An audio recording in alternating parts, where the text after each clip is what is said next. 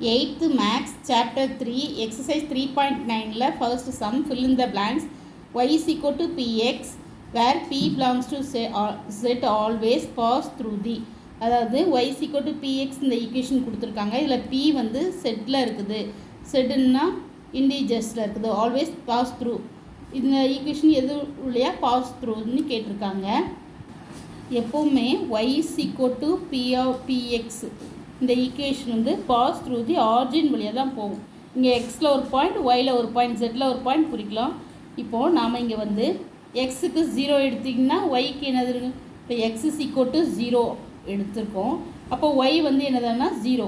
அப்போது 0,0 இந்த 0,0 வழியாக தான் இது பாஸ் ஆகும். இப்போ y is equal to p of x p where p belongs to the set always pass through the origin என்னது ஆரிஜின் வழியாக பாஸ் ஆகும். 0,0 ஆரிஜின்.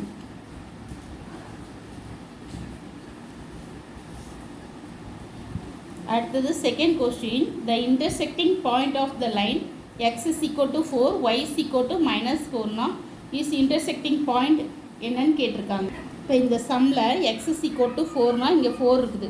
4 இங்கே இருக்கலாம், இதில் இருக்கலாம், இந்த வேல்யூவில் இருக்கலாம், இன்னும் இங்கே கூட இருக்கலாம், இங்கே இருக்கலாம். இந்த எதுலனாலும் நம்மளுக்கு 4ஓட வேல்யூ இருக்கலாம். சரிங்களா? இது ஃபுல்லாகவே நம்மளுக்கு எக்ஸ் இஸ் ஈக்குவல் டு 4ஓடைய வேல்யூ. அடுத்தது ஒய் இஸ் ஈக்குவல் டு என்ன கொடுத்துருக்காங்கன்னா -4. -4ங்கிறது எங்கே இருக்குது? இங்கே இருக்குது. அப்போது -4ங்கிற வேல்யூ வந்து இந்த இடத்துல இருக்கலாம், இன்னும் இங்கே இருக்கலாம், இன்னும் இங்கே ஃபர்ஸ்ட்டில் இருக்கலாம், இதில் இருக்கலாம், இதில் இருக்கலாம், இங்கே இருக்கலாம், இங்கே இருக்கலாம். இந்த -4ங்கிறது இந்த லைனில் எங்கேனாலும் இருக்கலாம். அப்போது இதில் ஒரு லைன் வரைஞ்சிக்கலாம். ஒய் இஸ் ஈக்குவல் டு -4ன்னு கொடுத்துருக்காங்க. அதனால் நம்ம இப்போது இந்த ரெண்டு லைனும் இன்டர்செக்ட் ஆகிற லைன் எங்கே இருக்குதுன்னு பார்த்தீங்கன்னா இங்கே தான் இருக்குது. அப்போ இது என்னது 4,-4. அப்போ இன்டர்செக்டிங் பாயிண்ட் என்னது 4,-. அப்போ இன்டர்செக்டிங் பாயிண்ட் வந்து நம்மளுக்கு 4,-4. இதுதான் ஆன்சர். அடுத்த சம் தேர்ட் சம் வந்து scale for the given graph on the X axis 1 centimetre என்னது, ஒய் ஆக்சிஸ் 1 சென்டிமீட்டர் என்னன்னு கேட்டிருக்கு. இப்போ இந்த சம்மில் பார்த்தீங்கன்னா எக்ஸ் ஆக்சிஸில் வந்து 3 யூனிட்ஸாக இன்க்ரீஸ் ஆகுது. 3, 6, 9. அப்போது 1 யூனிட்டுங்கிறது என்னது 1 சென்டிமீட்டருங்கிறது இது 3 யூனிட்ஸ். அப்போது எக்ஸ் ஆக்சிஸ் 1 சென்டிமீட்டர்ங்கிறது என்னது 3 யூனிட்ஸ். அடுத்தது பார்த்திங்கன்னா இங்கே பார்த்திங்கன்னா 25 யூனிட்ஸாக இன்க்ரீஸ் ஆகுது. அப்போது இங்கே 1 சென்டிமீட்டருங்கிறது என்னது 25 யூனிட்ஸ். அப்போது ஒய் ஆக்சிஸ் 1 சென்டிமீட்டருங்கிறது என்னதுன்னா 25 யூனிட்ஸ். அடுத்தது second sum. Say true or false the point 1,1, 2,2, 3,3 lies on the same straight லைனான்னு கேட்டிருக்காங்க. இது ட்ரூவா ஃபால்ஸா? ஃபர்ஸ்ட்டு நம்ம 1,1 எங்கே இருக்குது? இங்கே எக்ஸ் ஆக்சிஸில் 1, ஒய் ஆக்சிஸில் 1, 2,2 இங்கே இருக்குது. இங்கே எக்ஸ் ஆக்சிஸில் 2, இங்கே எக்ஸ் ஆக்சிஸில் 2, ஒய் ஆக்சிஸில் 2.